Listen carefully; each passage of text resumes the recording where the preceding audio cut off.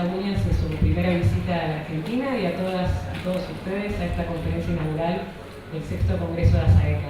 Quisiera aprovechar para agradecer a la Facultad de Humanidades y Ciencias de la Universidad Nacional del Litoral por haber invitado a la profesora, a Pablo, a Marcela, a Mariné, a mis compañeros y compañeras de la Comisión Directiva y de la Comisión de Géneros y Sexualidades de ASAECA por su colaboración para hacer todo esto posible. Linda Williams ciertamente es una persona que no necesita ningún tipo de presentación, ya que es una referente ineludible en el campo de estudios de cine y audiovisual, en especial, aunque no tan solo, respecto a las perspectivas de género. Así que voy a intentar hacerlo lo más breve posible, porque además todos la quieren escuchar a ella y no a mí. Así que vamos a seguir con esto. Es profesora emérita del Departamento de Film, Media and Rhetoric de la Universidad de California, en Berkeley, Estados Unidos. Ha escrito numerosos ensayos sobre lo que ella denomina los géneros del cuerpo, melodrama, cine de terror, pornografía. Entre sus libros podemos encontrar su disertación sobre cine surrealista, Figures of Desire, de 1981, investigaciones en torno a las representaciones de sexo en el cine a través de la historia, como Hardcore, 1989, su compilación Porn Studies, de 2004, y Screaming Sex, de 2008.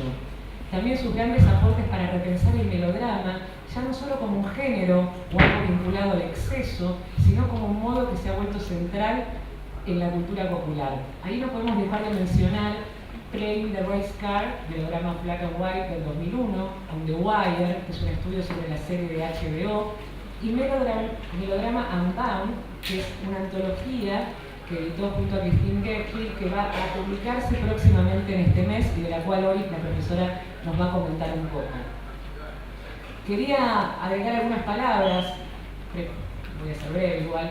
A través de los años, Linda Williams se ha caracterizado por echar luz sobre ciertas películas audiovisuales, muchas veces descartados como objetos de estudio por ser demasiado groseros, sensacionalistas o poco merecedores de reflexiones serias o análisis, pero también por hacer tambalear muchas veces nuestras seguridades, verdades establecidas en nuestro campo de estudios, poniendo en duda ciertos lugares comunes, atreviéndose no solo a brindar otras respuestas, sino directamente a reformular todas las preguntas.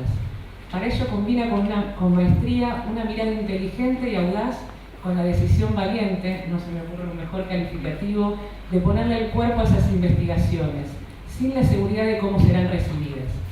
Como en su momento y en un contexto de fuerte debate sobre la pornografía, sobre su derecho a no existir, Linda Williams decidió sumergirse en esos materiales para preguntarse qué es lo que hace el género y cómo lo hace. En la actualidad propone una revisión crítica de la historia del melodrama para intentar descifrar de qué hablamos cuando usamos ese término, cuáles son las características que definen a ese modo, el modo que en la actualidad nos atraviesa, y cómo fue mutando con el transcurso del tiempo. Para cerrar, la agudeza de su mirada, la originalidad a la hora de confeccionar sus corpus y su franqueza al abordarlos hacen de su obra un aporte fundamental en los estudios de cine y audiovisual y la convierten a ella, sin lugar a duda, en una de nuestras imprescindibles. Sin más, le paso la palabra a la profesora Williams. Bienvenida y muchas gracias por estar aquí con nosotras y nosotros. Gracias, Juan.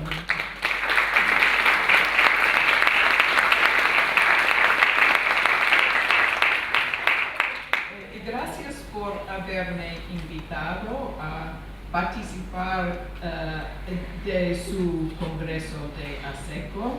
Estoy muy contenta de visitar Argentina por primera vez y ahora hablo en inglés.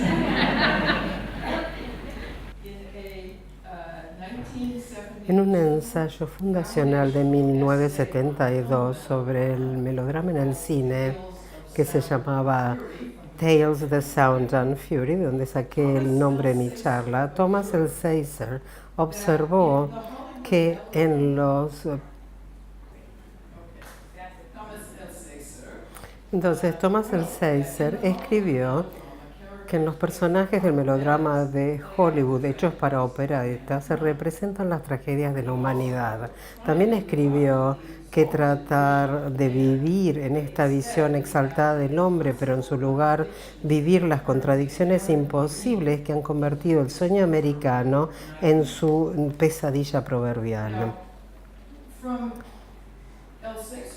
Desde la posición ventajosa del César, estaba entusiasmado de describir un grupo de películas que exploraban la manera de lo que él escribió melos, el término musical para melodrama, se acerca al drama mediante iluminación, decoración, manera de actuar, música. Su análisis ayudó a dar inicio a una generación de estudiosos, entre la que me incluyo, que descubrieron todas las condensaciones, desplazamientos y sublimaciones de las emociones que parecían excesivas a un cine hollywoodense más normal. El César también vio mucho más en el melodrama que el enfrentamiento usual entre el bien y el mal. En realidad identificó un modo de experiencia fundamental que iba desde Zou, Balzac, Hugo, Dickens, que convirtió un cuerpo de técnicas en un principio estilístico que podría expresar crisis espirituales, económicas e ideológicas. 4 años más tarde, Peter Brooks hizo un reclamo más radical para el melodrama, diciendo que es un modo dominante de la cultura moderna, y la palabra modo es importante aquí. Su libro revelador de 1976, La imaginación melodramática, Balzac, Henry James, melodrama y el modo del exceso, amplió la visión del melodrama, no como una tragedia fracasada de seres humanos inadecuados, como dijo el César, sino como un modo imaginativo y un género teatral específico. En Brooks, el melodrama fue la respuesta más pura a una modernidad que había perdido lo sagrado y ya no podía producir tragedia. Pero en este caso, el melodrama era visto como una búsqueda de una legibilidad moral ocultada en la era moderna post-sagrado, que muchas veces implicaba los sufrimientos acallados de la inocencia y que tenían que revelarse. En ausencia de un orden social y moral vinculado a lo sagrado y en presencia de una esfera privada y doméstica que cada vez más se convertía en un espacio de significancia personal, una forma teatral de sensación y fuertes emociones se desarrolló, que expresaba lo que Brooks llamó el ámbito de valores espirituales operativos, que estaban tanto indicados como enmascarados por la superficie de la realidad. Para Brooks, los orígenes de la modernidad estaban ubicados en la Revolución Francesa y sus consecuencias, ese momento dramático que marca la liquidación final del sagrado tradicional y sus instituciones representativas con la decapitación del rey. Esta disolución de una sociedad orgánica y cohesiva invalidaba las formas literarias clásicas, la tragedia, la comedia costumbrista, y marcaba el inicio de la era del melodrama. Para Brooks, melodrama y la novela gótica son dos formas populares del romántico temprano que se alimentan entre sí. Una ofrecía una virtud sentimental, la otra un terror purgativo. Ambas han perdurado a través de la era moderna, sobreviviendo muchas otras formas románticas. Si bien Brooks no estudió la evolución del melodrama al cine, fue a través de su libro que pudimos entender la función del melodrama en una edad de cultura de masas y también escapar la estrechez de considerarlo simplemente un género.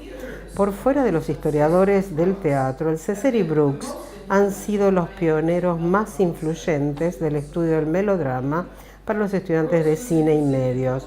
Brooks estaba interesado en la lógica del cambio abrupto postrevolucionario hacia el melodrama y su continuación sumergida en las novelas realistas reconocibles de Balzac y Henry James, mientras que el César exploraba una imaginación melodramática más distribuida en toda la cultura popular occidental desde el siglo XVIII.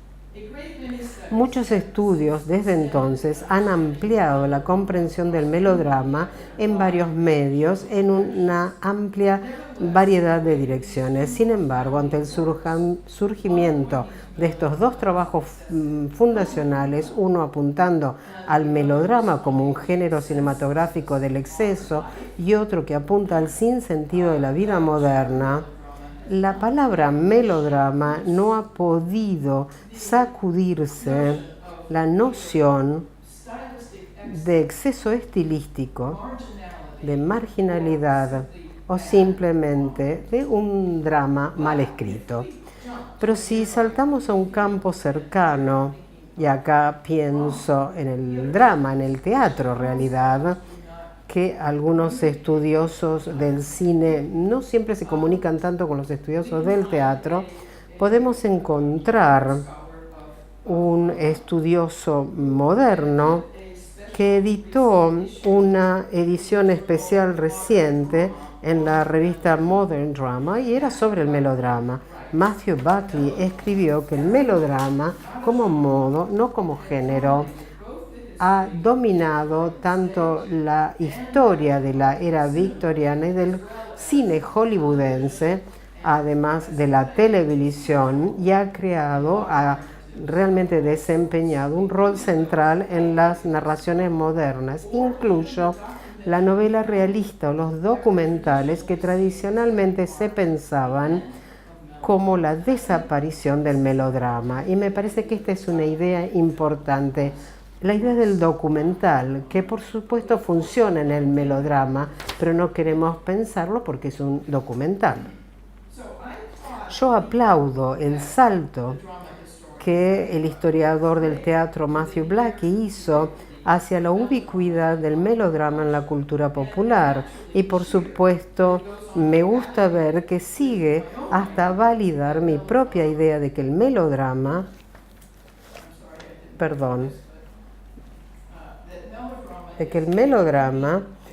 es un pez saltarín, es decir, un modo que tiene un dinamismo que se adapta a una variación transformacional y un movimiento entre medios que le permite ir a cualquier parte, aun si se nos escapa continuamente. Sin embargo, estoy consciente de que el campo del cine y estudios de los medios no ha aceptado este salto. En realidad, los estudiosos americanos, y no sé muy bien qué pasa con los argentinos o sudamericanos, pero los americanos han establecido un consenso de que la norma del cine hollywoodense debe ser llamada no melodrama, sino cine clásico de Hollywood. El melodrama sería un género especial, a veces hasta subversivo, que viola las normas de lo clásico.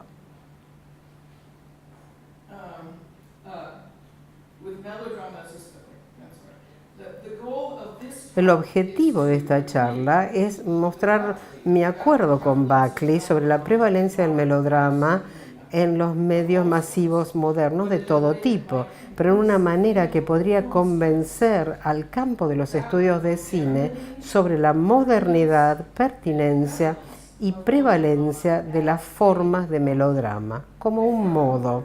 Además, quiero desafiar el supuesto, sostenido por Brooks y el César, de que los excesos del melodrama lo convierten en un desafío al clásico. El melodrama, entonces, como surgió en una primera vez y como lo conocemos hoy en día, ¿realmente tan excesivo? Esa sería mi primera pregunta. Y empiezo planteando otra pregunta. ¿El exceso comparado a qué? Para analizar la clasicalidad como un modo dentro del cine, es algo que tenemos que asumir. En el César y Brooks, una forma no clásica del drama, que para el César era un género y para Brooks un modo, se llamaba melodrama y reemplaza un teatro clásico temprano y también la ficción clásica. Más importante todavía es que reemplaza a la tragedia. La tragedia en ambos casos ha sido utilizada para señalar una perfección artística de un tipo especial y una estabilidad, sea en la Atenas del siglo V o en la Francia neoclásica del siglo XVII. Mientras que el melodrama para ambos parece ser el declive que necesita alguna explicación, porque es tan evidente que es una obra que no está bien hecha y que no posee la estabilidad de lo clásico. La caracterización de Peter Brooks del melodrama como un modo de exceso teatral nuevo lo resume. Históricamente, el exceso que percibimos en el melodrama ha sido comparado y parece que sigue la pérdida de armonía y proporción clásica. Sin embargo, cuando observamos el estudio del surgimiento del cine como una nueva forma de arte, una inversión extraña rige la discusión. El melodrama, que para cualquier historiador de teatro occidental sigue al teatro neoclásico, es tratado en el cine como si fuera preexistente al surgimiento del cine clásico. Y esto en sí mismo es un problema. Es como si fuera el pecado teatral original del cual surge un cine narrativo que se purga a sí mismo para ganar estabilidad y condición de arte de lo clásico. Una vez que se purgó a sí mismo, este cine hollywoodense al menos ha podido, al menos de acuerdo a sus estudiosos más influyentes, continuar de manera indefinida. Es como si esta nueva forma de arte no quisiera mostrar su deuda con el teatro antiguo y por lo tanto necesitara inventar su propio sentido de madurez estilística clásica, tomando nociones de historia del arte y de la literatura. En lugar de rastrear las formas de evolución del melodrama y los logros propios del melodrama en cuanto a estabilidad y resistencias, que existen tanto en formas centradas en la mujer como en otras masculinas de sangre y trueno, los estudios de cine trataron de purgarse a sí mismos de un melodrama viejo, arcaico. Entonces, el cine clásico, así llamado, parece haber vedado una de las fuerzas más centrales de su modernidad y enviada a la periferia de este campo, reduciéndolo a un género entre muchos. Muchos estudiosos han reconocido este dilema, pero no han querido reconsiderar la catástrofe completa de lo que hacemos cuando le decimos al cine o a la norma popular del cine clásico. Quiero profundizar en este problema. El adjetivo clásico aplicado a un trabajo artístico ha designado durante mucho tiempo un trabajo de alta calidad o una clase de gran calidad. También puede ser lo que se enseña en una clase y nos sorprendería entender que la popularidad del término coincide con el surgimiento de estudios del cine en las aulas, al menos en Estados Unidos. Como sustantivo, un clásico es algo que por definición ha perdurado en el tiempo hasta parecer eterno. Sin embargo, cualquier cosa puede parecer que alcanza un momento de perfección clásica, hasta el melodrama. Hay por lo tanto una paradoja inherente en la idea del clásico que el crítico literario Frank Kermode, en su estudio clásico llamado El Clásico, llama la tensión entre la permanencia y el cambio. En una era de valores cada vez más relativos, las subjetividades intensas y divididas, podríamos no tener tendencia a pensar en términos de clásicos. La noción misma parece retrógrada, anacrónica, no moderna. Y como la estudiosa Miriam Hansen dijo, un término raro para hablar de un medio tan reciente como el cine. A mediados del siglo XVIII, que a veces llamamos el periodo del neoclasicismo, Johann Joachim Winckelmann acuñó la definición del clásico en las artes.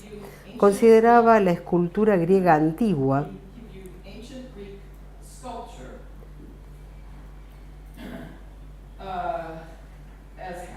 como algo que tenía una simpleza noble y grandeza calma, tanto en su postura como en su expresión. Creía que la única manera en que su propia generación podía ser grandiosa sería imitando estas cualidades de los griegos. Habló de las estatuas griegas como algo con simplicidad y humanidad que culturas previas no habían tenido, comparada con otros clásicos. Por ejemplo, acá tenemos 3 estatuas clásicas. Este es el Kouros. Fue al especificar cómo la escultura griega clásica es diferente de lo arcaico que Winckelmann originó muchos de los términos que usamos para definir lo clásico en las artes visuales, términos como natural, vivo, realista. A diferencia de lo arcaico, el estilo clásico estaba cerca de la naturaleza. Era objetivo, se orientaba a objetos, no a sentimientos subjetivos. Tenía armonía de proporciones, pero no regularidad mecánica ni simetría absoluta, como el Kouros. Estas son cualidades que se repiten una y otra vez en formulaciones de lo clásico, en arte, poesía, y ficción. Y no sé cuánto saben ustedes de esto, pero sí se repiten una y otra vez en este estudio clásico del cine clásico de Hollywood, un estilo de cine y un modo de producción de 1960, aunque 1960 no es, de acuerdo a David Borwell, el momento exacto, porque el cine clásico continuó después. Por lo tanto, la apropiación del término clásico tiene sus raíces en la idea de una armonía de medidas breve, de una plenitud que está entre la rigidez arcaica temprana y el trajinar barroco tardío, en donde el clásico pierde su dominio. Si bien la historia del cine hollywoodense se entiende por Borwell, Thompson y Steiger, algo que no se corresponde exactamente a este patrón, sobre todo a esta noción de armonía de corta vida de lo clásico, porque al menos para Borwell el estilo clásico persistió, pero sin embargo ha sido forzado algo como este molde donde el cine temprano actúa como el pasado arcaico, llamado cine clásico, y disfruta de una larga vida, y un cine postclásico del que siempre discutimos, que es negado por Borwell y Thompson, pero para algunos es dominante hoy en día. Muchos críticos han notado que hay algo muy errado en construir un modelo de estilo cinematográfico de narración de acuerdo a los estándares estéticos de una era premoderna. El hecho de que desde sus primeras exhibiciones el cinematógrafo pareciera ser la ejemplificación de la vida moderna, estas imágenes que provocan emociones, esto significa que mucho de lo puesto en el cine temprano ya era formado por una sensibilidad melodramática reconocible y popularizada de la música, siempre presente en el cine mudo, del teatro heredado del teatro melodramático de efectos espectaculares.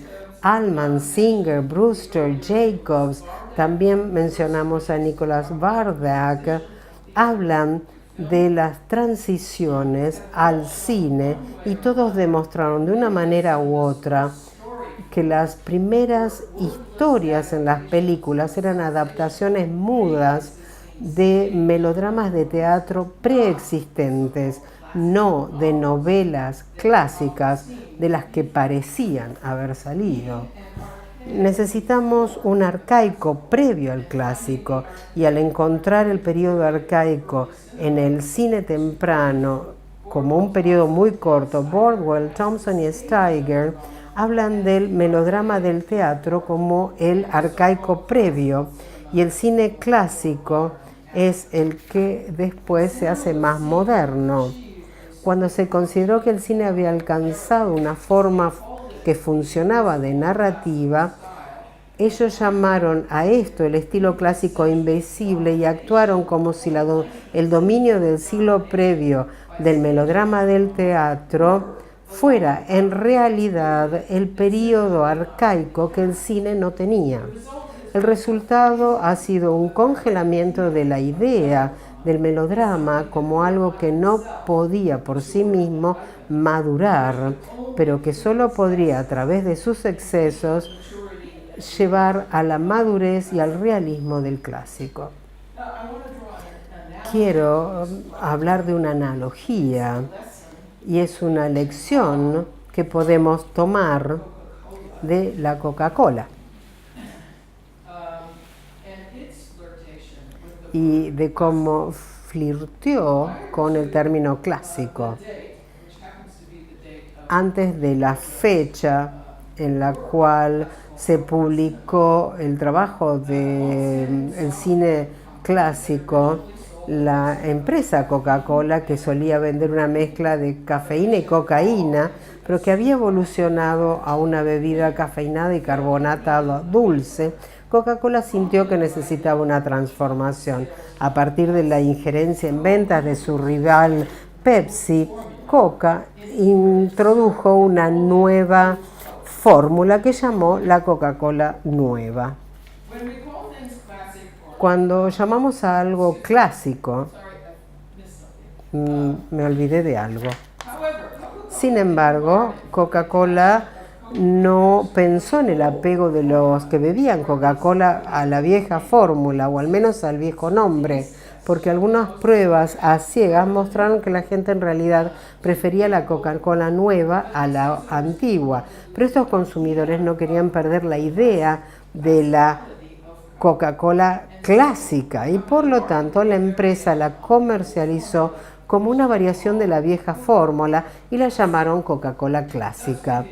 Esto en 1985, cuando Bordwell escribió su libro. Esto hablaba del sentido eterno, del valor de la Coca-Cola. Si había una Coca-Cola nueva, había una implicancia de que algo malo había con la vieja. Malo, pero la palabra Coca-Cola clásica pareció rectificar esta impresión. Cuando llamamos a las cosas clásicas, nos apropiamos de lo viejo de una manera nueva. Pretendemos que la cosa nombrada mantiene nuestro deseo. La introducción de la palabra clásica no cambió mucho en el producto Coca-Cola, pero durante un corto tiempo la pintó con una pátina de edad que contrarrestó la reacción adversa a la nueva Coca-Cola.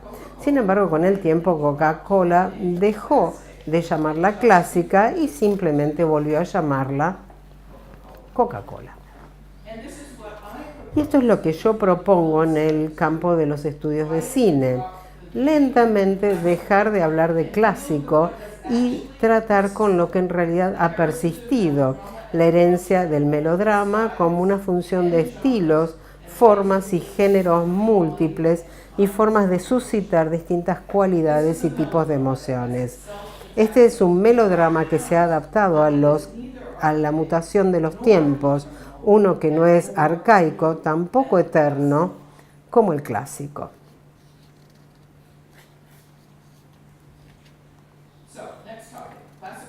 Vamos a hablar ahora del cine clásico de Hollywood, una historia olvidada de comillas. Prácticamente nadie hablaba de un cine clásico durante lo que muchos acordaron fueron sus años de gloria. La gran mayoría de los primeros observadores Especialmente los franceses admiraban la energía, velocidad y dinamismo del cine, atributos asociados a la modernidad que se oponían directamente a lo que observaban en el clasicismo del arte y el drama. Un Abel Gance o un Carl Theodor Dreyer o D.W. Griffith eran maestros obvios del melodrama y no se avergonzaban del término, aun cuando forjaban nuevas direcciones en el arte del cine mudo. Entonces, ¿qué hay detrás de la historia del surgimiento, caída y nuevo surgimiento del término clásico? Antes de que André Bazin empezara a escribir críticas de cine, la palabra melodrama se usaba para describir un amplio rango de películas populares con subcategorías que distinguían algunos tipos. Por ejemplo, melodramas del oeste, de vaqueros, o de sociedad, o de gente de pueblos. Es decir, el lugar donde el melodrama sucedía, melodrama romántico, cómico. El término clásico se usó pocas veces antes de que André Bazin lo popularizara, aunque el término persistió después de que él lo popularizara. A mediados de los 50 escribió un ensayo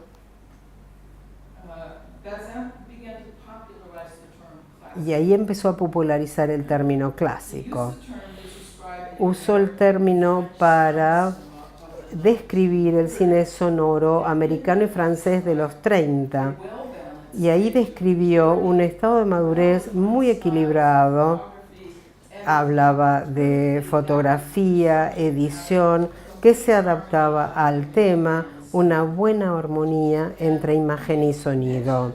Y mencionó una cantidad de películas, casi todas están aquí, que creo que si tuviéramos que identificarlas, hoy diríamos que pertenecen a distintos géneros. Como complemento a su clasicismo americano, Bazin también citó la madurez del cine francés y su tendencia hacia el realismo sombrío o poético. Los americanos con sus muchos géneros, los franceses con su realismo poético, eran signos para Bazin de que el cine sonoro antes de la Segunda Guerra Mundial había alcanzado una madurez de contenido y forma. Y así es como lo indicó en la traducción al inglés de Hugh Gray. Uno tiene el sentimiento, la sensación de aquí el arte ha encontrado un equilibrio perfecto de forma, de expresión, es decir, todas las características de la madurez de un arte clásico. Ahora, una cosa es decir que el cine había madurado, pero es otra cosa concluir, como hizo Bazin después en este ensayo, que esto incluye todas las características de la madurez de un arte clásico. Si el cine ya había empezado en la modernidad, ¿qué sentido tiene esta madurez de un arte clásico? La presencia de la palabra clásica fue para justificar el nuevo nombre del cine hollywoodense en su totalidad, de tipos múltiples de melodrama a un clasicismo más maduro. Pero hay un problema en la traducción, porque si vemos la versión francesa original, ahí vemos que Bazin había usado comillas alrededor de la palabra classique, lo que llamamos comillas rectas, porque no quería tener la audacia de llamar al cine, a este nuevo medio, algo clásico. Entonces me imagino que un componente de esta audacia fue la inversión de la trayectoria histórica de lo clásico a lo moderno. En las décadas que siguen a Bazin, en la medida que la palabra clásica se transvalorizó de parecer una madurez deseable, que realmente es lo que vio Bazin, a convertirse en una hegemonía ideológica, es decir, clásico en un periodo en los 60 y los 70, que se convirtió en el objeto malo contra el que todos querían luchar porque representaba la ideología dominante. Y fue en este periodo de la teoría del aparato de los 70 que ustedes no vivieron, tuvieron esa suerte, pero teníamos este fenómeno, la teoría del aparato, que era muy psicoanalítico. Yo fui parte de esto. Todos sabíamos que la vanguardia era buena y lo clásico era malo.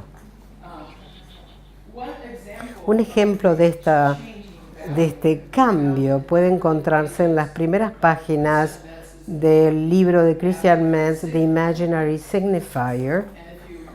Y si ustedes se perdieron esta fase, bueno, está muy bien, porque allí escribió una obra de presencia-ausencia donde André Bazin ya había visto en su noción de edición clásica. Fíjense que están las comillas. Este es el origen de la receta del cine clásico. Fíjense que ahí no están las comillas. Y esto es lo que hizo todo el mundo. Todo el mundo dejó de usar las comillas y se convirtió en un hecho establecido.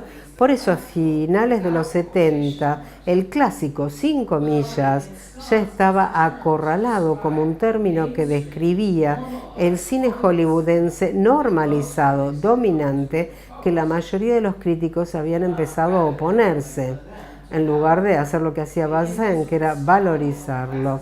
El estilo invisible del clasicismo a este punto se había convertido en el problema central del cine dominante. Su armonía y simplicidad era vista como el proceso mediante el cual el discurso se transformaba en historia y los personajes estaban suturados en un texto sin saber cuáles eran los placeres visuales insidiosos que los llevaban a aceptar la ideología dominante. Este giro contra Bazin a finales de los 70 también pareció un giro contra el valor de esa madurez. La rehabilitación posterior de Bazin, cuya idea de lo clásico aparece como respaldo al principio del libro de Bordwell, Thompson y Steiger, dejó al campo con la observación supuestamente más neutral, sin valor y científica de las características del cine clásico para aseverar la dominancia de lo clásico. Ese mismo año entonces también nació la Coca-Cola clásica y escribieron que los principios que Hollywood reclama como propios se apoyan en nociones de decoro, proporción, armonía formal, respeto por la tradición, mímesis, humilde destreza y control de la respuesta de quien lo percibe, cánones que los críticos en cualquier medio normalmente llaman clásicos. Y ahí sí aparecen de nuevo las comillas. Esto es la página 3, pero en las páginas siguientes las comillas ya no están. Entonces todo el mundo dejó de usar las comillas en la palabra clásico. Y quiero plantear esta pregunta, planteárselas a ustedes. ¿Por qué ustedes? Porque yo siempre uso las comillas cuando hablo de clásico. ¿Por qué las seguimos usando? Cuando han aparecido alternativas mejores, tanto en el cine dominante, que yo entiendo que es una forma de melodrama, o en lo que Hansen dijo, el modernismo vernacular. Me parece que aquí es donde tenemos que considerar, porque Hansen en este artículo tomado del año 2000 ofrece una excelente crítica de las fallas de la idea anacrónica del cine clásico, que de alguna manera también es moderno, porque se detiene y no borra el término. En su lugar, se reconcilia con el término, pidiéndonos que lo consideremos no como un modelo universalista intrínseco de narración clásica que otros autores tendían a hacer, sino como una metáfora de un vernacular nuevo, global y sensorial, producido por el surgimiento de Hollywood, en donde las comedias con tortazos son un paradigma. Si bien Hansen, por supuesto, quiere que el surgimiento de Hollywood se corresponda con la producción de esta organización nueva y más moderna en los sentidos, no se da cuenta del hecho de que antes del surgimiento del cine, la ficción melodramática producida en serie y popular y el melodrama teatral popular y de producción masiva ya estaban realizando el tipo de giro hacia el sensorium moderno que fue continuado por la solidificación del cine bajo el régimen supuesto de clásico. Por ejemplo, en el libro del 2001 de Ben Singer, Melodrama and Modernity, que es un muy buen libro sobre la transición a fines del siglo XIX del teatro al cine, ya planteó este argumento sobre el melodrama teatral, pero Hansen no lo podía escuchar porque, como es evidente en sus dos artículos sobre el modernismo vernacular, considera el melodrama meramente, como todo el resto del mundo en ese momento, como un género cinematográfico singular, más en línea con películas sobre mujeres sufrientes, en lugar de como una fuerza que orquestre el ajuste hacia los shocks y las transiciones de lo moderno. Por lo tanto, si bien ella se permite algunos géneros, el musical, el de terror, el melodrama, lo incluye, que comparten con la comedia burlesca la producción de una cultura moderna sensorial, no ve que la orquestación de sentimientos y sensaciones consideradas excesivas en relación con las normas clásicas estaban en realidad dentro del proceso de convertirse en la nueva norma. Reconectar el melodrama cinematográfico con este pasado del siglo XIX nos permite ver que el melodrama constituye el modo UR, esta fuerza generadora de lo que uno puede llamar modernismo vernacular, más que un género estrecho, y que en el teatro ya se estaba convirtiendo en un modo sensacionalista, y que antes de la invención del cine, el melodrama teatral ya era una práctica ejemplar de modernismo vernacular. Como un modo que se refleja en la modernidad, un modo que salta de un medio a otro, no podemos mirar solo el cine, hay que ver otros medios y ver que se traduce de una cultura a otra, que viaja hacia nuevos países y se traduce y se ajusta, se adapta. El melodrama ya estaba convirtiéndose en un modernismo vernacular global antes del surgimiento del cine.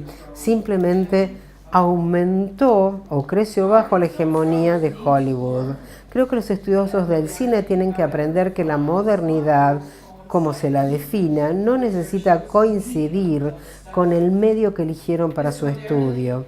Esta modernidad puede ser, como dijo Hansen, un modernismo vernacular, y como dijo Hansen, puede significar cosas diferentes a personas y públicos diferentes, tanto en casa como en el extranjero. De la misma manera, una obra de teatro como El pobre de Nueva York de Boucicault puede ser representada en París y tener un final diferente como El pobre de París, como por ejemplo las diferencias de que a veces una película tiene un final feliz en París y un final triste en París y un final feliz en Nueva York. Tiende a ser del cine el vector importante del modernismo vernacular, pero fue realmente el melodrama, mucho antes de que el término clásico fuera impuesto a las manifestaciones cinematográficas, la matriz global real de la experiencia de la modernidad. La conclusión de Hansen permanece. Si el cine clásico de Hollywood tiene éxito como un idioma modernista internacional, no lo hizo solamente por su narración universal, sino porque significa cosas diferentes a personas y públicos diferentes, tanto en casa como en el exterior. Estas películas fueron consumidas localmente en contextos diferentes y las películas mutaron en el proceso. Es decir, América no exportó simplemente su cine clásico, sino que exportó una fórmula que se adaptó a distintas culturas. Por supuesto, tienta decir que el cine es el modernismo vernacular, pero creo que es el melodrama. Bueno, esto ya lo leí, perdón. Entonces, aunque estoy fuera de mi elemento cuando digo esto, yo diría que el melodrama fue instrumental a la formación de géneros en muchas películas latinoamericanas y la cultura también. Como estudiosos del idioma inglés me han enseñado, por ejemplo, Matthew Bush, Darlene Sadlier, no sé si son nombres con los que ustedes están familiarizados. Al menos la idea de un cine hollywoodense clásico merece ser tratada como una tesis. Y yo, por lo tanto, propongo, siguiendo el argumento de David Borwell, que las teorías de la importancia de la modernidad sean llamadas la tesis de la modernidad para enfatizar su naturaleza provisoria, que llamamos esto la tesis de la clasicalidad. Y a esta tesis quiero proponer una antítesis que llamo el elefante del melodrama. El melodrama es como el ciego y el elefante. Todo depende de qué parte del animal se toca primero. El César y Brooks sintieron la trompa y solo pudieron entender el exceso de un elemento tan grande, de una nariz tan grande. Las feministas a principios y mediados de los 80 sintieron la humedad de los ojos y nosotros vimos el pathos de las películas de mujeres y lo consideramos un género. Bordwell, Thompson y Steiger a mediados de los 80 sintieron las arrugas de la piel y descubrieron la reliquia arcaica del melodrama teatral, endureciéndose en uno de los pocos géneros recalcitrantes que resistía las normas clásicas. Rick Oldman, que escribió en los años 90, sintió las mismas arrugas y las llamó arcaísmos incorporados en capas de una narración más reciente, una unidad clásica eficiente, lineal. Tom Gunning sintió las atracciones de la atmósfera circense y las llamó atracciones domesticadas, que eran excepciones a una norma más clásica. Recientemente, con el nuevo milenio, Ben Singer sintió las chispas de electricidad y no sé si ustedes conocen esta historia. La historia de esta elefante muy famosa en la película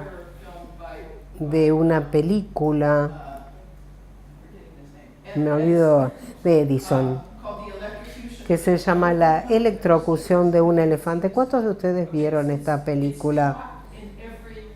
Se enseña en todas las aulas como cine, las primeras películas.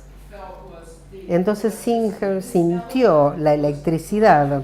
Esta elefante fue electrocutada y mientras era electrocutada se puede ver el humo que salía hasta que ella se cae. Fue una elefante torturada con cigarrillos encendidos en un zoológico. Es decir, un hombre le dio un cigarrillo encendido a la elefanta y la elefanta lo mató y por eso fue electrocutada. Esto tiene que ver con las primeras películas. Topsy era el nombre del elefante. Más o menos al mismo tiempo, yo buscaba el melodrama y sentía que la herencia africana del elefante era el melodrama americano más puro. O sea, todos tenemos una parte del elefante, pero lo que ninguno vio, excepto Christine Gledhill, en este periodo, mediados de los 80 y los 90, que escribió un mapa del melodrama en 1987 en un ensayo que se llama The Melodramatic Field. Fue la variedad y el tamaño del elefante. Como decimos nosotros, hablamos del elefante en la sola, es decir, algo que está ahí, todo el mundo lo ve, y nombro al melodrama pensando que todo el mundo tenía una parte, pero no la totalidad, en el entusiasmo de nombrar al melodrama que no cabía en el realismo normativo de lo clásico. La opinión de Gledhill fue que el melodrama existía en una forma intercultural con una historia compleja internacional de más de 200 años. El término denota un tipo ficcional o teatral, un género cinematográfico específico o un modo dominante de la cultura popular. Como modo, el melodrama compite con el realismo y la tragedia, mantiene relaciones históricas complejas con ellos y se refiere no solo a un tipo de práctica estética, sino a una manera de ver el mundo. Gledhill vio no solo que el melodrama era varios géneros en lugar de uno solo, o muchos géneros conectados, películas de mujeres, romances, melodramas familiares o películas de acción.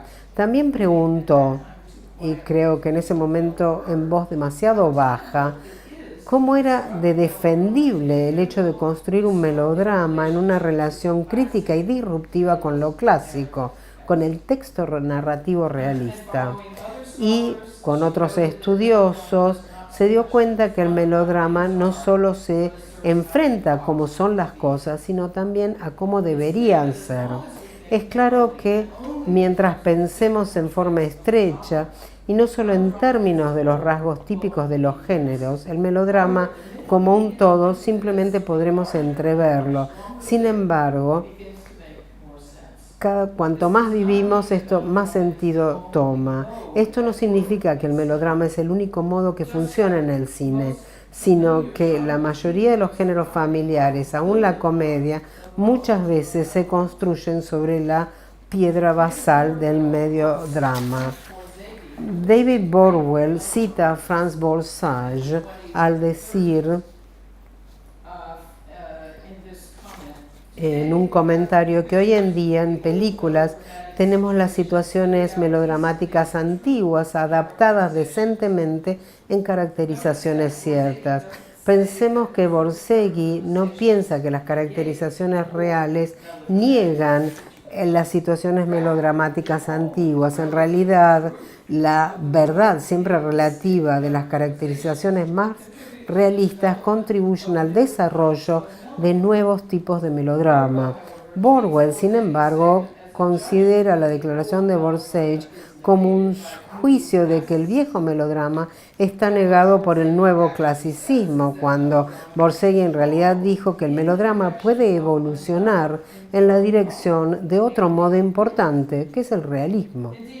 En realidad, cada vez que Borwell reconoce la existencia del melodrama, lo encuentra que tiene una falta inherente de realismo, que en general está motivado por el hecho de que es un melodrama siempre considerado el que retiene desde lo antiguo y que nunca está buscando desarrollar lo nuevo, pero Borzage insiste y dice que el melodrama crece y se adapta en tensión con nuevas normas que se sienten ciertas. Para plantear el problema en lo que parece ser términos melodramáticos, las virtudes en desarrollo del melodrama no son reconocidas en el modelo dominante del clásico. Los estudios de cine y medios han reconocido el melodrama como un género, pero han denominado el clásico con la forma más dominante, donde los géneros ocasionales, normalmente el melodrama y el cine negro, se desvían. En una era donde el cine estaba siendo legitimado como una forma artística y luego se convirtió en un campo de estudio académico, el melodrama se convirtió en la vía de escape, el lugar donde todo sobre el cine parecía ilegítimo, antiguo y exagerado, salvo que por supuesto se lo buscara de forma irónica. Fue Douglas Sirk y Vincent Minnelli y estos melodramaturgos de los 50 en los que el César se refería cuando hablaba de un género particular, el melodrama, pero no lo reconocía como modo. Y sin embargo hablamos de modos de realismo, de modos de ironía, cuando los encontramos en teatro, literatura, cine, televisión o videojuegos. No somos tan ingenuos para creer que el realismo como modo no funciona entre y dentro de varios géneros. El realismo como modo es más amplio que el género. También podemos hablar de modos de melodrama que son más amplios que un género. Todos los géneros literarios, la novela, la no ficción, la tragedia, la comedia, pueden existir en el modo de realismo, así como todos los géneros literarios y de películas, musicales, gángsters, westerns, también pueden existir.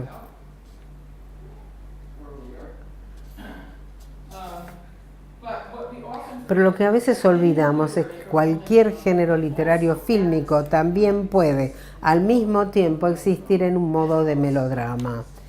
Y la mayoría lo hizo.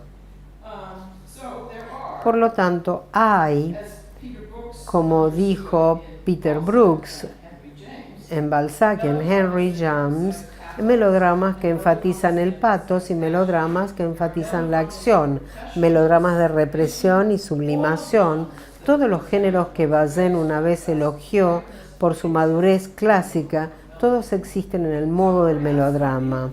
Por lo tanto, entonces, cuando pensamos en el melodrama como un modo, como un rango de géneros específicos, es el concepto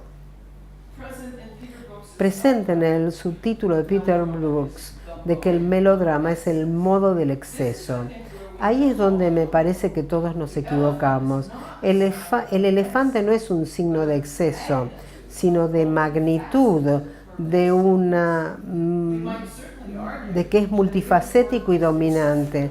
Podemos decir que es un trabajo excesivamente irónico o muy realista porque nos frota las narices en la muerte, pero no podemos argumentar que la ironía o el realismo son inherentemente excesivos. ¿Por qué lo hacemos con el melodrama? El motivo, me parece, es que tenemos la tendencia de ver al melodrama como viejo, estático, regresivo, en lugar de algo como todo en evolución. La tesis de la clasicalidad ha sido popular porque ha dado a los profesores de cine una pedagogía respetable con ideas de continuidad, espacio-tiempo coherente, causalidad y por supuesto surge del caos mayor y singular de las atracciones no narrativas del primer cine. Pero estas cualidades estilísticas pueden llevar el modo del melodrama, así como pueden llevar el modo de realismo o ironía.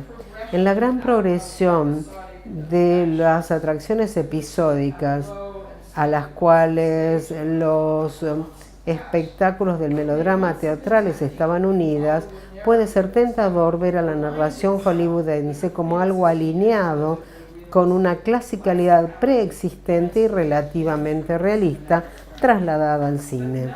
pero el melodrama por sí mismo ha aprendido a adaptarse a las motivaciones coherentes y a la psicología más compleja.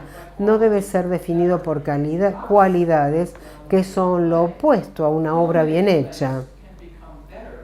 Las obras mal hechas pueden mejorar y seguir manteniendo el trabajo del melodrama. Es la naturaleza de este trabajo en evolución la que debemos estudiar.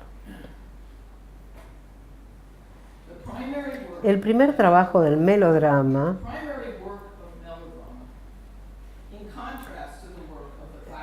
en comparación con el trabajo de lo clásico, como digamos en la tragedia clásica, ha sido fundamentalmente el de buscar una mejor justicia. Valores de libertad, igualdad y justicia, que nunca son absolutos o constantes, se invocan con mayor frecuencia en los melodramas de todo tipo. Esto es parte de la modernidad. Como puede esperarse, con un modo de trama, aparecen los principios de la Revolución Francesa, pero aun si el melodrama puede ser visto como surgiendo antes de la Revolución Francesa, está claro que los valores occidentales surgieron deseando una mejor justicia para todos, buscando los valores más estoicos de lo clásico y de la tragedia clásica, reconciliarse con la cruda realidad. La tragedia no es sobre la plaga en Tebas, ni tampoco sobre problemas sociales reales. Se trata de destinos que no pueden alterarse. El melodrama, por otro lado, moderniza este drama, porque confronta problemas sociales que parecen no poder ser tratados, con un final melodramático de reconocer la virtud, y en ese acto reconoce un ideal de justicia social que no se puede imaginar en la tragedia. Y debería decir que creo que el tema de su conferencia tiene la política. Estábamos hablando de la tragedia, no estamos hablando de la política, porque no hay una idea de cambio en la tragedia. Son destinos eternos, pero el melodrama se abre a la política. No es una solución a los problemas políticos. A lo mejor puede plantear las peores soluciones a los problemas políticos, pero se abre a la política. Entonces el melodrama es la forma en la cual las controversias sociales se abordan. Como lo vio Christine Gledhill, no se opone a lo que reconocemos como realismo, sino que adopta el realismo para generar la indignación contra realidades que la gente que la apoya piensa que deben cambiar. Se alimenta del problema de estas realidades, de la injusticia que hay en estas realidades, y hasta este punto el melodrama es hasta cierto punto un aliado de los sueños de revolución, o al menos del tipo de cambio que podrían rectificar los problemas sociales que diagnostica. Muchas veces el sueño de la revolución fracasa. Por ejemplo, en mi melodrama favorito, que muchos no reconocen como un melodrama porque es un caso duro, la serie americana The Wire, que yo sé que la traductora la ha visto.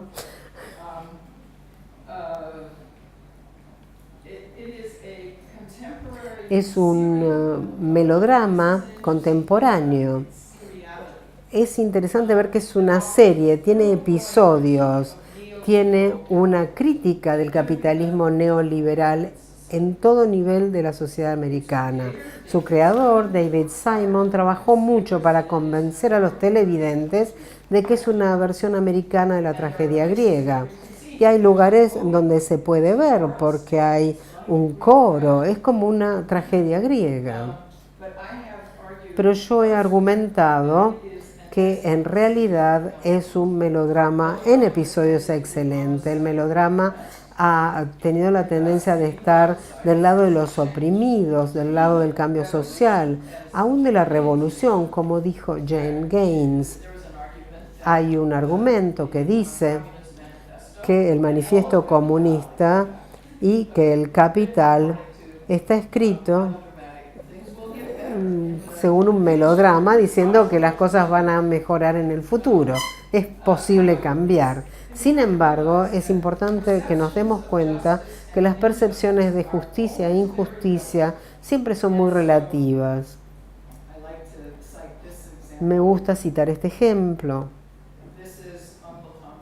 Es La cabaña del tío Tom, que fue el melodrama de la cultura americana. Primero una novela, después en el teatro y después en muchas versiones que recorrieron el país. Y por último una película, aunque la película no fue muy importante, porque el cine se estaba desarrollando y había otras respuestas a La cabaña del tío Tom. Pero simplemente este es el melodrama que habla de la guerra civil, habla de Abraham Lincoln, porque la gente que llora cuando se castiga al esclavo, por primera vez estamos reconociendo la humanidad del esclavo. Sabemos que el tío Tom es actualmente algo diferente, pero en el momento el tío Tom estaba del lado del cambio, de reconocer el sufrimiento de aquellos marginalizados en realidad. Por eso les digo, el melodrama no es una solución a nuestros problemas. Este es el nacimiento de una nación, el más popular e importante de las películas de principios del siglo XX. Y en esta película tenemos los negros malos, la liberación de los esclavos después de la guerra, que trataban de violar a mujeres blancas. Es decir, da vuelta a todo y cambia todos los valores morales. Y por eso no podemos decir que el melodrama nos va a mostrar la mejor solución política. Puede ser las injusticias de la esclavitud, las injusticias de liberar a esclavos. Si no nos fijamos en un momento de la historia pasada del melodrama, tenemos que considerar las calidades camaleónicas del melodrama, aunque tratemos de aislarlas al escrutinio público. Ni la música excesiva, ni la derrota del mal por parte del bien es esencial al melodrama. Sí esencial es el reconocimiento dramático de que el bien o el mal, y el reconocimiento de que al menos hay una esperanza de una mejor justicia. La justicia en sí misma no es una verdad absoluta. En la innovación del agregado de melos, la música, al drama, si esta innovación una vez sacudió el poder emocional del teatro melodramático comparado con el teatro trágico, donde no había música, al menos en el siglo XVIII la gente se paraba muy derechita. Esto no significa que sacar el sonido, la retórica, trae realismos. Las convenciones del melodrama han seguido creciendo y mutando. En 30 años de su sensación inicial, de su popularidad inicial, el melodrama se ha convertido en la prueba A del declive del drama. Esto no tiene que sorprendernos porque muchas veces esta forma cliché no permitía que la gente reconociera el melodrama porque pensaba era bueno, y si el melodrama es bueno, no es melodrama. Pensemos en los clichés de los grandes tanques contemporáneos americanos, como por ejemplo Die Hard, Avatar. Estos a veces son llamados melodramas, aunque normalmente se los llama por sus géneros de acción, aventura, thriller, etc. Pero, por cierto, están estructurados en el molde de los melodramas de sangre y fuego. Entonces, ¿por qué prestamos tanta atención a sus géneros cuando es el modo del melodrama que tan claramente opera para castigar al malo y salvar al bueno. Es típico en los tanques contemporáneos que los héroes de acción sean reconocidos no solo por sus acciones heroicas, sino sobre todo por el sufrimiento provocado por un atropello que no han podido responder. Si ustedes vieron Avatar y ven al hombre azul que es tan heroico, en realidad es un americano discapacitado, un veterano, herido, que ha sufrido y solo a través de esta transformación puede convertirse en héroe. El sufrimiento del héroe parece darles el derecho moral a matar al enemigo con impunidad más tarde. Por cierto, el patos de la víctima que sufre lo convierte en héroe, y muchas veces es la alquimia de muchos melodramas populares contemporáneos. Sufrir y ser herido, de acuerdo a cierto contexto judeo-cristiano, que Nietzsche, por decirlo, aborrecía, se ve empoderado.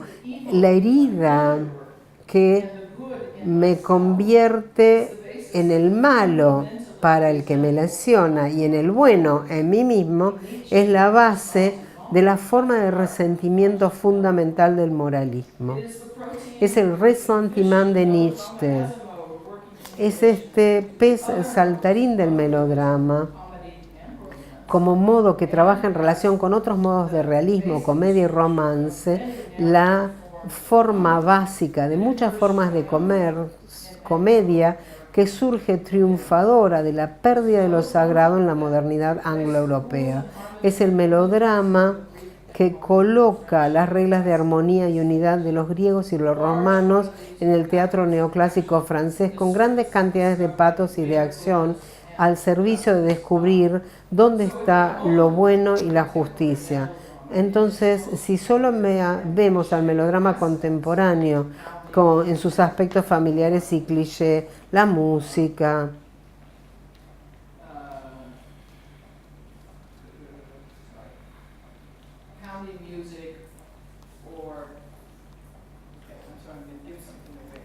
voy a dejar de decir algo aquí, si solo lo vemos en estas calidades, no lo vamos a reconocer. Se renueva, se moderniza, adaptándose a los problemas sociales, a los fallos de la justicia, con finales melodramáticos. En definitiva, el melodrama no se opone a las formas cambiantes de lo que reconocemos como realismo, sino que funciona en conjunto. Entonces, la pregunta de la viabilidad del sueño democrático de justicia liberal y oportunidades para todos sigue siendo un tema, pero no porque, si recuerdan el César, no porque los personajes fracasan en representar las tragedias de la humanidad. La experiencia melodramática no se ve degradada, no es una versión moderna de la gran tragedia. Tampoco tenemos que pensarlo como el fracaso de seres humanos mediocres o inadecuados que no logran actuar la tragedia. El César dijo, el problema con la reacción de los americanos al 11 de septiembre es que no pudimos ser trágicos. Tenemos muchos errores, muchas fallas, pero la tragedia no era una parte. En lugar de esto hay grandes tragedias, grandes melodramas, sobre todo ahora que no hay una única catástrofe o un final feliz que necesite marcar esta conclusión. Así como yo he argumentado, el modo del melodrama sigue atrapándonos. Reconocemos este modo, no solo cuando es familiar o excesivo, que coincide mucho con un drama no muy bien hecho, sino sobre todo cuando es bueno y no muy excesivo.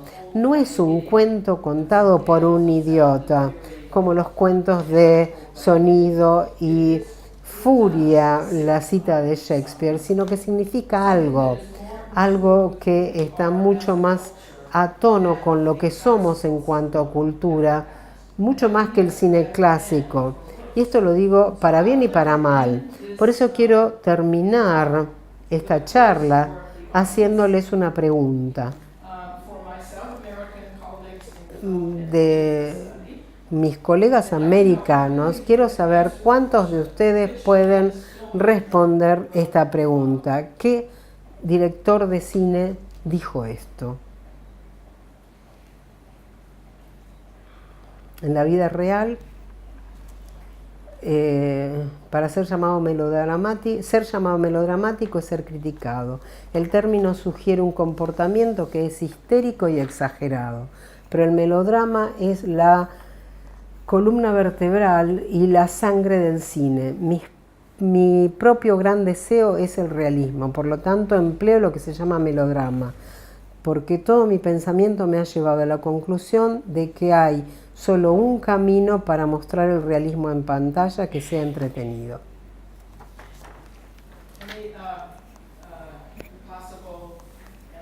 ¿Alguien tiene una respuesta?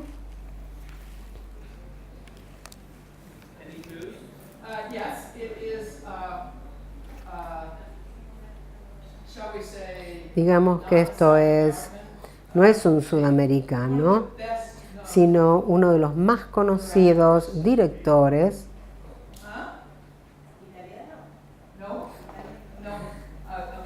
Es americano. Trabaja en inglés.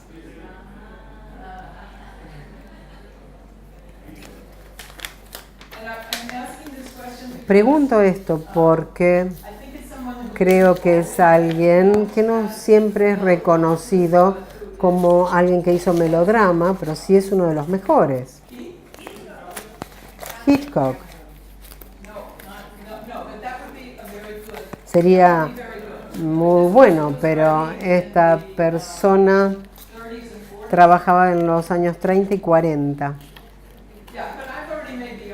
Bueno, pero ya dije que John Cameron es el perfecto, que Titanic. ¿Alguna otra respuesta?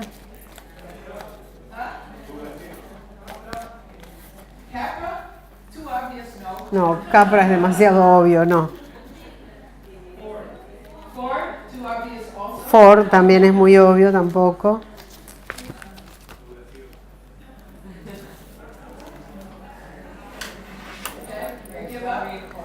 ¿Se rinden?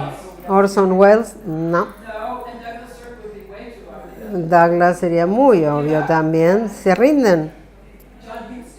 John Huston, no. Muy bien, Hitchcock.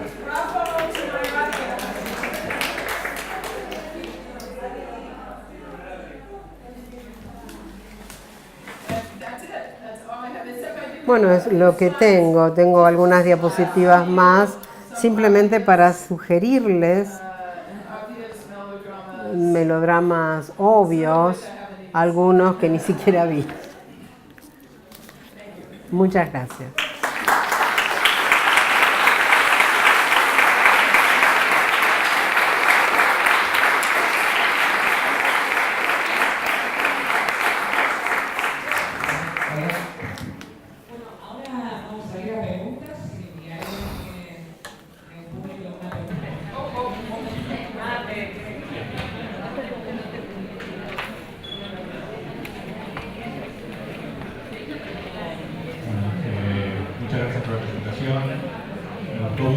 Y quería saber su opinión sobre un texto que no ha sido mencionado, pero me parece que es bastante clave en la idea del melodrama en el cine, que es el texto de Eisenstein sobre Griffith, donde él justamente relaciona el nacimiento del cine con el melodrama, pero con una idea bastante negativa, ya que lo vincula no solo con el montaje al estilo americano de Griffith, sino con un modelo estático y binario de sociedad, y llega a decir justamente lo contrario de lo que escuchamos hoy, ¿no? Que es un estilo más bien injusto, porque no permite ese cambio social, ¿no? Más allá de que imagino que tendrás una visión crítica de ese texto, me gustaría saber tu opinión y cómo ubicás ese debate en entre Griffith y Eisenstein. Y la figura de Dickens, hay una figura clave, ¿no? Yes, no, I know the essay and it's a Sí, beautiful conozco el ensayo, no es crítico totalmente, pero me parece que el supuesto es que Eisenstein no está haciendo melodrama, that he can do it de better. que puede hacerlo mejor con montaje, pero montaje simplemente, si vemos la estructura de la historia de las películas de Eisenstein, Interested in están interesados en mostrar que las personas están oprimidas once the people y que una vez la gente reconoce su propia opresión, van a levantarse y ser victoriosos. Una película como Potemkin, que fue la parte fracasada de la revolución, sin embargo, bueno, la gente es reconocida en su sufrimiento y a partir del sufrimiento se convierten en héroes victoriosos. Es como el final feliz del Capital de Marx. Me encanta Eisenstein, pero él sostiene su argumento en que no usó la palabra clásica, habló de Dickens y de Griffith. Dickens era como Griffith, lo cual es una muy buena observación, eso dijo, y los americanos fueron lentos en reconocer y puede hacerlo mejor, porque él sería un ejemplo perfecto de la capacidad de mejorar el melodrama y lo hace con montaje, con la teoría del montaje y con historias que siempre van a llevar al reconocimiento de la virtud de los que sufren. Lamentablemente funciona solamente durante un tiempo para Eisenstein, cómo mantenemos esta historia una y otra vez, pero sí dio nacimiento a un momento muy importante en la historia del cine. ¿Alguien más?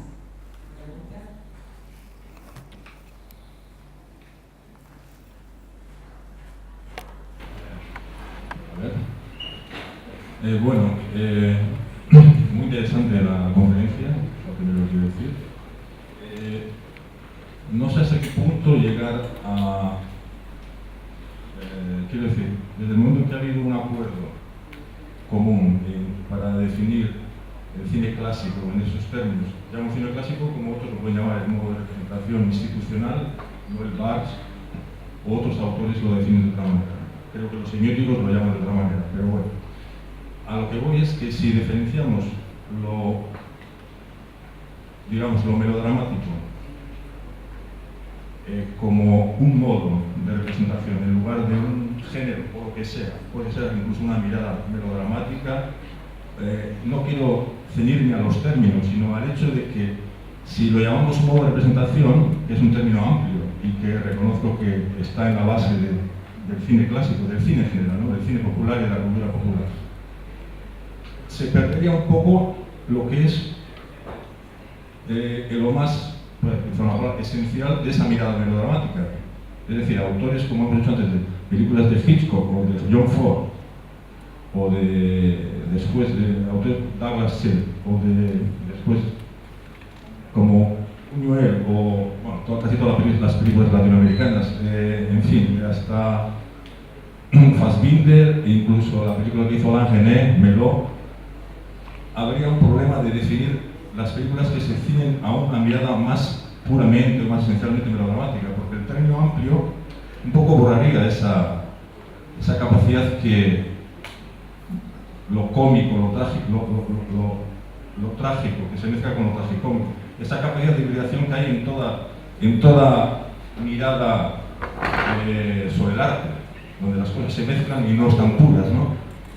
En fin, resumiendo, veo un poco que ese término, no sé si al final más que resolver las cosas, con esa metáfora que ha usado del elefante, es como igual meter un elefante en una cacharrería, ¿no? Que decimos en España. O sea, al final parece como que va a complicar un poco más las cosas que igual ayudar a definirlas o... En fin, era eso.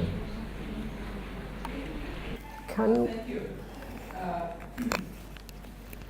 Gracias. I think things do get, Me parece que las cosas sí se complican. and I find it Y me parece también interesting that que es interesante I think we do have to rethink que tenemos que repensar our terms. nuestros términos. I still believe that Y sigo creyendo que el problema is con el clásico es enorme, institutional mode of porque tenemos el modo institucional de representación que es muy bueno, algo seco pero muy bueno. ¿Por qué nos separamos del modo institucional de representación? ¿Por qué pasamos de ahí al clásico? ¿Y por qué at first halting al principio ponemos comillas en el término y después abrazamos el término como algo que todos amamos shove melodrama y tiramos al melodrama al costado como si fuera arcaico cuando sabemos que el melodrama nació con la modernidad? Me parece a mí que está al revés, que necesitamos complicar las cosas. Me parece que esa es mi respuesta. ¿Alguien más? ¿Otra pregunta?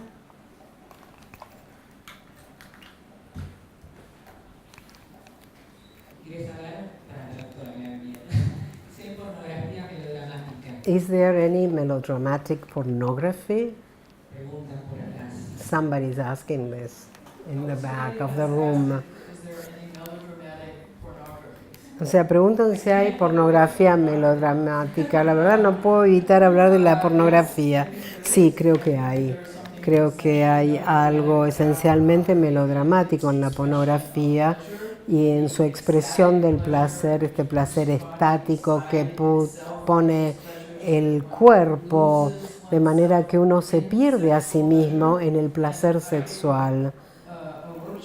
Vi un taller el otro día The response of que la respuesta of